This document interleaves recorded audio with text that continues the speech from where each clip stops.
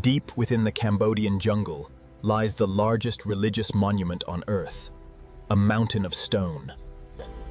Rising from the floodplains of Siem Reap, this sprawling city of towers spans over 400 acres. Constructed nearly 900 years ago, its scale rivaled the greatest cathedrals of medieval Europe. Commissioned by King Suryavarman II, it was built as a grand state temple and a personal mausoleum. How did an ancient jungle empire move millions of tons of sandstone without modern machinery?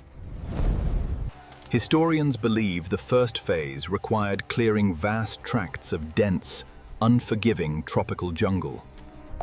Engineers used precise geometric systems to align the massive grid with the cardinal directions. Digging the colossal moat served a dual purpose: symbolic boundary and structural water stabilizer. Managing the intense seasonal groundwater was critical to prevent the massive temple from sinking. Porous laterite stone, quarried nearby, formed the invisible, sturdy core of the entire foundation. Layers of laterite were tightly packed to create a massive, solid platform for the heavy sandstones. Thousands of laborers worked continuously to compact the soil, ensuring the site remained level. Fine-grained sandstone was quarried from the holy Kulen Mountains, over 20 miles away.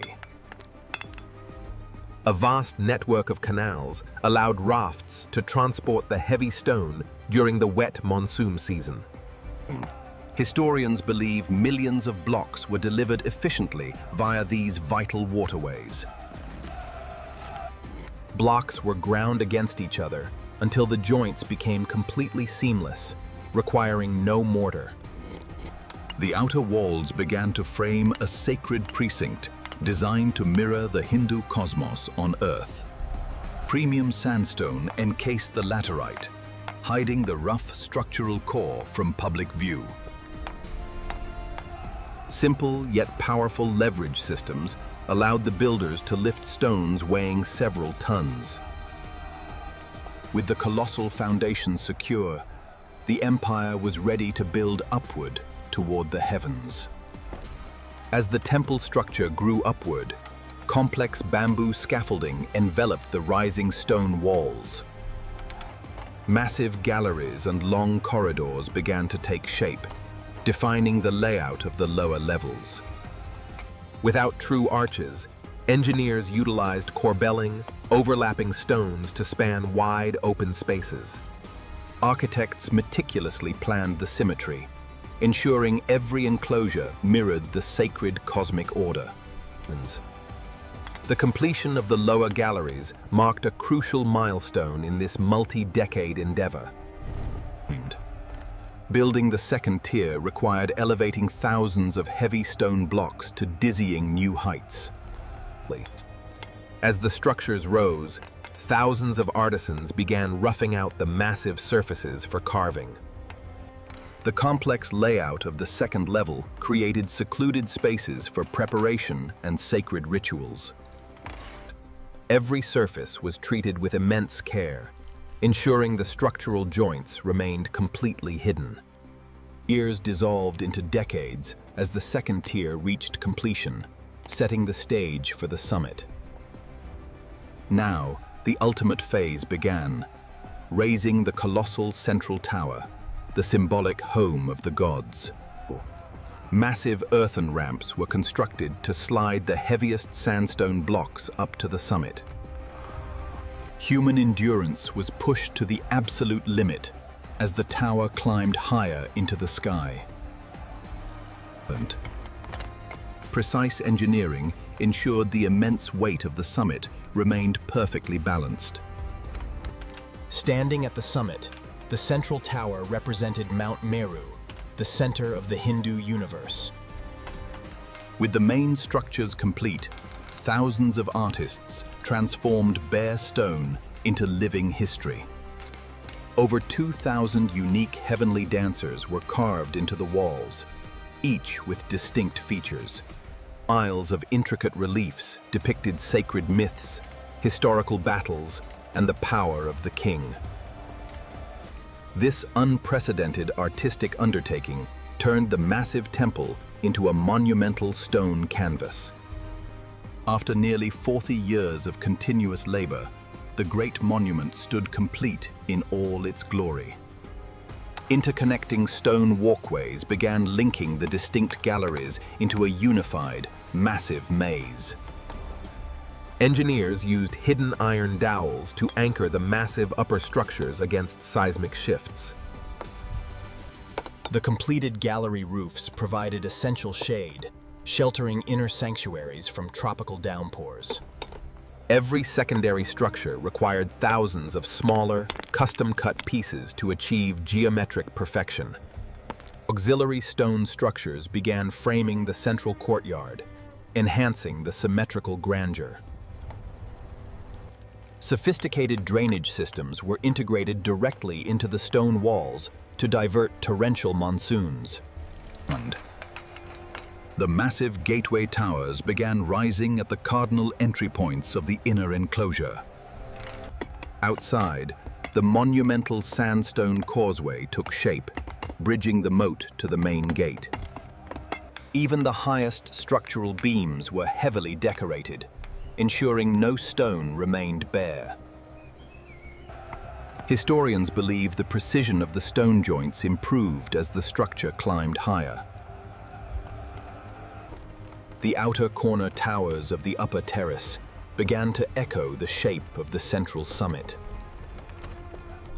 The intentionally steep staircases forced visitors to climb slowly, a physical act of devotion. The layout of the third level completed the Quincunx plan, representing the peaks of Mount Meru. Internal water management was critical to preserve the integrity of the sacred inner sanctuaries. With the main structural framework soaring high, the monument stood as a true marvel of engineering. A surprising twist: the temple was originally brilliantly painted, not bare gray stone as seen today. Recent scans reveal that the layout was adjusted mid-construction to realign with astronomical shifts. The massive moat is not just decorative, it actively prevents the shifting sands from collapsing. Though built without standard mortar, a thin natural binding paste was used to fill tiny gaps.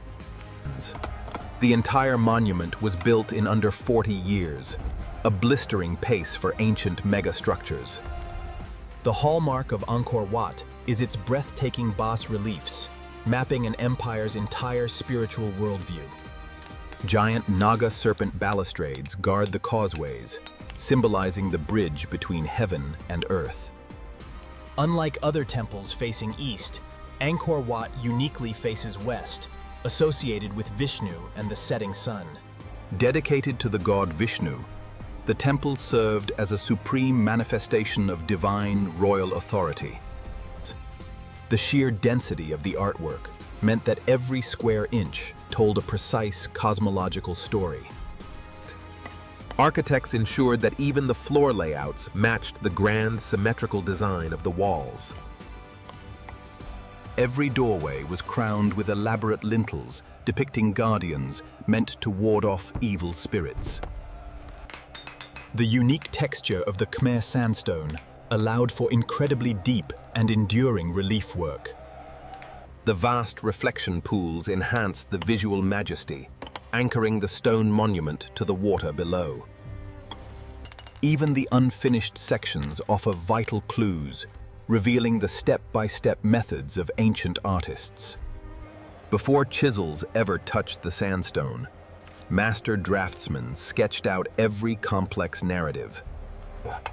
Dozens of smaller corner pavilions were integrated neatly, mirroring the balance of the center.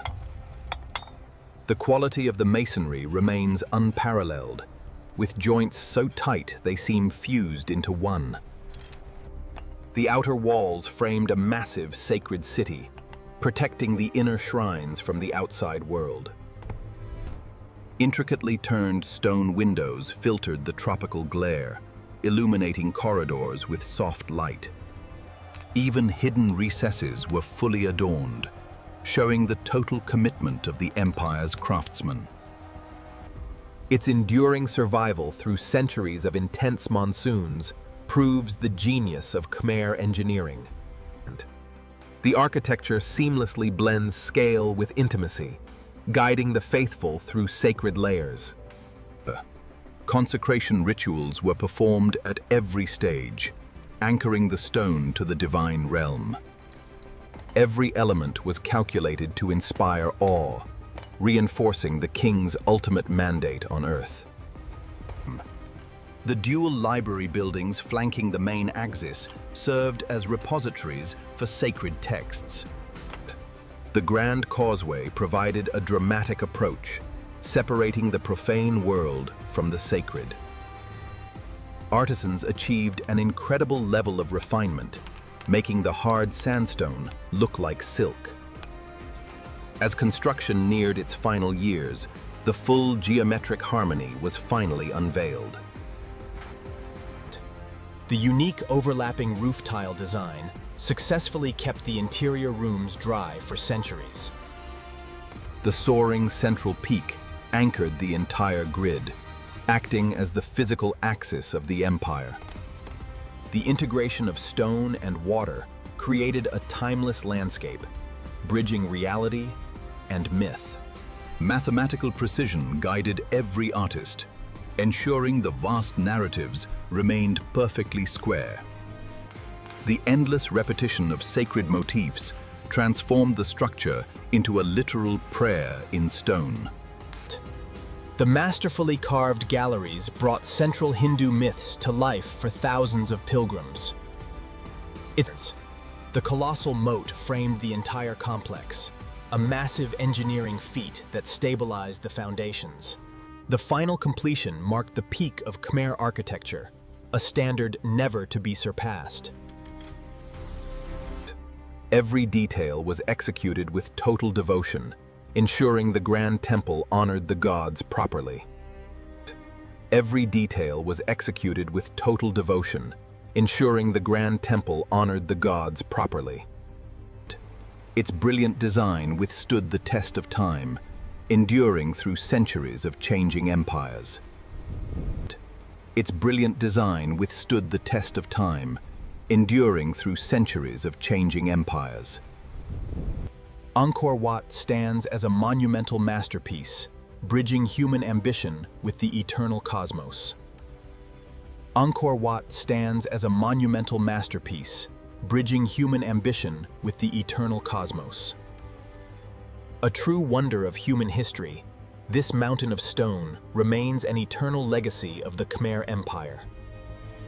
A true wonder of human history, this mountain of stone remains an eternal legacy of the Khmer Empire.